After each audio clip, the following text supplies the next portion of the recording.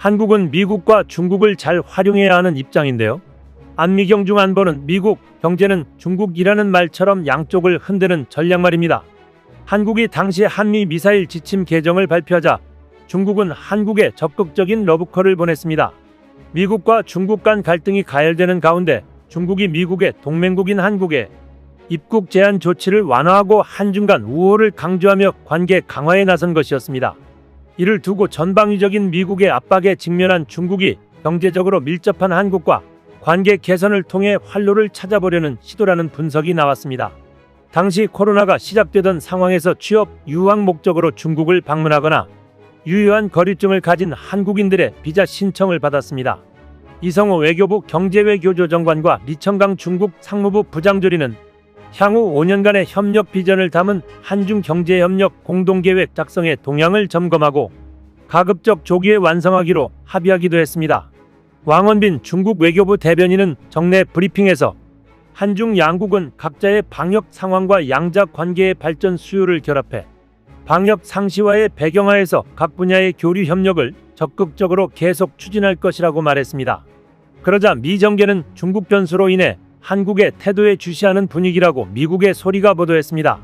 이 매체는 미 정계에서 한미동맹의 역사적 상징성과 특별함을 부인하는 목소리는 듣기 어렵다면서 점차 표면화되고 있는 이견과 간간이 노출되는 긴장에도 불구하고 두 나라가 전략적 제휴를 통해 얻는 실익이 상당하다는 공감대 때문이라고 전했습니다. 로버트 갈루치 전 미국 북핵 특사는 두 나라가 당장 다루기로 합의한 위협의 초점은 북한으로부터 제기되지만 항상 그렇지는 않을 것이라며 시간이 가면서 동맹이 어떻게 진화할지는 동맹의 이해관계에 따라 결정될 것이라고 여지를 남겼습니다. 특히 이 매체는 갈루치 특사가 지적한 동맹의 진화를 가져올 핵심 요인은 중국 변수라는 의견이 압도적이라고 강조했습니다. 매체는 한국이 중국의 부정적 반응을 의식해 즉흥적이고 단기적인 결정을 내리거나 애매한 줄타기를 하는 대신 미국이 구상하는 인도 태평양 전략의 새판에 동맹국으로서 더욱 적극적으로 동참해달라고 주문했습니다. 사성 장군 출신으로 퇴역 이후에도 미 국방부 자문 역할을 해온 버웰 벨 전 주한미군 사령관이 일관적으로 이런 목소리를 내고 있는 대표적인 인사입니다. 벨 전 사령관은 한국이 자유롭고 독립적인 민주주의로 남으려면 중국의 영역 아래로 들어가지 않도록 해야 한다며 중국은 마르크스주의 전체주의 정권으로 러시아의 소비에트 연방 수립 때와 마찬가지로 인접국을 통제하에 두고자 한다고 비판했습니다. 더 나아가 만약 한국이 미국과의 관계를 훼손하면서 중국과의 관계를 강화한다면 자유롭고 독립적인 나라로서의 한국의 미래에 처참한 결과를 가져올 것이라고 경고했습니다. 이어 이를 추진할 부담은 누구보다도 한국이 져야 한다며 한미 간 이견을 풀어야 할 당사자는 미국이라기보다는 한국이다라고 말했습니다. 마이클 오헨론 브루킹스 연구소 선임연구원은 미군은 한국에서 철수할 경우 절대 다시 돌아가지 않을 것이라며 따라서 한국은 신중히 결정해야 하며 아마 북한의 위협이 적어도 부분적으로 완화된 뒤에 선택해야 할 것이라고 말했습니다. 정말 어이없는 주장들입니다. 여기서 먼저 우리가 짚어야 할 점은 한국은 다자주의적 관점에서 실리 외교를 펼칠 뿐이라는 점입니다. 한국전쟁을 기점으로 미국과는 안보를, 중국과는 경제적 동반자를 중시하는 중간자적 입장에 있는 것입니다.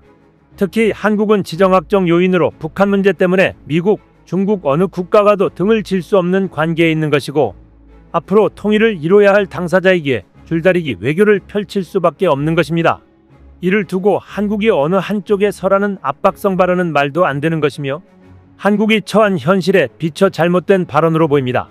사실상 주한미군이 주둔한 캠프 험프리스는 북한이 공격하면 미군의 개입을 자동으로 끌어내던 인계철선이 아닌 중국을 견제하기 위한 전초기지가 된 셈입니다. 그 가치는 헤아릴 수 없을 만큼 높습니다. 경제적으로 주한미군을 미국 본토에 주둔시키면 한국에 주둔시키는 것보다 비용 부담이 훨씬 커지기 때문입니다. 지정학적으로도 군사적 요충지입니다. 중국의 베이징과 상하이 등 동부 해안의 요충 지역이 타격권에 들어가고 러시아 블라디보스토크 역시 사정권 안에 들어갑니다. 군사작전적 측면에서 주한미군이 철수하면 주일미군까지도 철수할 가능성이 커집니다. 그렇게 되면 미국은 하와이와 괌을 비롯한 미국 영토가 최전방이 되는 것입니다. 게다가 미 본토의 국민이 희생당하는 리스크까지 떠안아야 하는 상황입니다. 트럼프가 말한 공정한 분담금이란 말은 맞지 않아 보입니다. 사업가 출신이라 이를 모를 리 없는 트럼프는 일기 집권 시절에도 비로는 한국에 필요한 것을 해주려는 움직임을 보인 바 있습니다. 그 결과물 중 하나는 미사일 사거리 해제였습니다. 당시 마셜 빌링슬리 미국 국무부 군비통제 대통령 특사는 한국을 찾아 중국의 핵미사일 증강에 대한 대응을 논의했습니다. 빌링슬리 특사는 방한 목적에 대해 동맹인 한국과 중국의 신속하고 아주 위험한 핵무기 및 탄도 재래식 미사일 증강 상황을 논의하기 위한 것이라고 말했습니다. 그는 이러한 위협은 한국과 미국 다른 동맹 영내 국가뿐만이 아니라 국제적 안정성에 대한 것이라고 설명했습니다. 그러면서 우리는 구체적으로 논의할 것이고 중국의 프로그램들과 관련해 우리의 동맹 한국과 공유할 추가적 첩보를 가져갈 것이라며 우리는 긴밀한 군사동맹으로서 이런 점증하는 위협에 대응해 어떤 일을 해야 할지 논의할 것이라고 강조했습니다. 빌링슬리 특사는 또 안정을 해치는 행위를 다루기 위한 협상 테이블에 중국이 나올 수 있도록 해야 한다고 부연했습니다. 그는 중국이 중거리 핵전력 조약에 구애를 받지 않고 모든 종류의 중거리 탄도 순항 미사일을 개발해왔다면서 2009년 0.5km도 안 됐던 중국 열병식의 미사일 시스템이 10년 뒤인 2019년엔 10배가 됐고 10년 뒤에는 더 늘어날 것이라고 설명했습니다. 미국은 러시아의 위반 행위를 문제 삼아 지난해 INF에서 탈퇴했으며 이후 중국까지 참여하는 3자 군축협상을 추진해왔으나 중국이 거부해왔습니다. 빌링슬리 특사는 미국과 동맹은 미사일 시스템에 대응할 폭넓은 방어 능력을 필요로 할 것이고 미사일 방어 능력의 증진이 이에 포함될 것이라면서 우리는 이런 능력을 개발하고 있고 조약을 탈퇴한 뒤 개발을 시작했다고 전했습니다. 이어 이런 시스템들의 개발에는 시간이 좀 더 걸릴 것이지만 우리는 빠르게 전진하고 있다면서 우리 육군, 해군, 해병대가 지상발사 순항미사일과 극초음속 능력 등을 갖게 될 것이라고 설명했습니다. 빌링슬리 특사는 우리는 동맹 한국과 이에 대한 또 다양한 미사일 방어 능력의 진전에 대한 논의에 열려 있다면서 또한 우리는 한국으로부터 어떤 종류의 방어 능력이 필요한지 듣고 싶다고 덧붙였습니다. 사실상 한국에 필요한 것을 다 해주겠다는 의지로 읽혔습니다. 전 영국 해군 참모총장인 알란 웨스트는 오커스에 대한 어떠한 비판도 악영향을 끼칠 수 있다. 이런 말은 중국도 들을 것이기 때문이다. 그리고 동맹국들에 대한 전력 평가 등은 현재 관계에 안 좋은 쪽으로 변화를 자아낼 것이다. 라고 지적했습니다. 이어 그는 중국의 압도적 존재감에도 불구하고 미국은 여전히 세계를 주도하는 거대 플레이어다. 솔직히 말해 영국은 국력상으로 미국에 비하면 소국에 불과하다. 미국은 끔찍할 정도로 영국에게 중요하고 미국의 의중을 제대로 파악하는 건 영국에게 너무너무 중요하다. 영국 왕립대학교의 전쟁학 교수로서 동아시아 전쟁 및 군사를 가르치는 오커스 전문가인 알레시오 파탈라노는 콜비의 현실주의에 대해 비판했습니다. 그의 발언은 신뢰를 가져다주지도 못했고 미국의 조건에 맞지 않으면 동맹국들을 방기하겠다는 말이나 마찬가지다. 게다가 오커스 관련 코멘트도 모순적이기 짝이 없다. 콜비는 오커스 탈퇴에 대해 신중해야 한다고 말해놓고선 다른 한편으로는 오커스에서 이루어질 협력에 대해 장담을 못하겠다고 한다. 그러나 파탈라노가 우려하는 진짜 지점은 콜비가 기존까지 미국과 동맹국 간 공유하는 가치를 뒤흔들 수 있는 말을 함으로써 가져올 국제정치에서의 파장입니다. 즉 트럼프 2기 정부는 기존 유럽과의 인종적 문화적 연결고리나 앵글로색슨 향후회라 불리던 유대감보다 현실적으로 미국에게 얼마나 군사적 경제적 지원이 가능한지에 따른 동맹 및 외교관계 재편을 주장하고 있다는 점입니다. 그런 면에서 한국은 트럼프에게 있어 재발견한 보물 같은 존재일 것입니다. 특히 조선업에 있어서 더욱 그러합니다. 지난해 기준 글로벌 선박수주 점유율이 중국 59%, 한국 23%, 일본 13%인 반면 미국은 0.04%에 그칠 만큼 조선업이 쇠락했습니다. 결국 중국과 대립 중인 미국 입장에선 취약해진 자국 조선업 역량에 따른 군함 건조 및 MRO 사업 위축을 주요 동맹국이면서 중국에 대적할 세계 2위의 조선업을 갖춘 한국으로부터 벌충할 필요성이 커진 것입니다.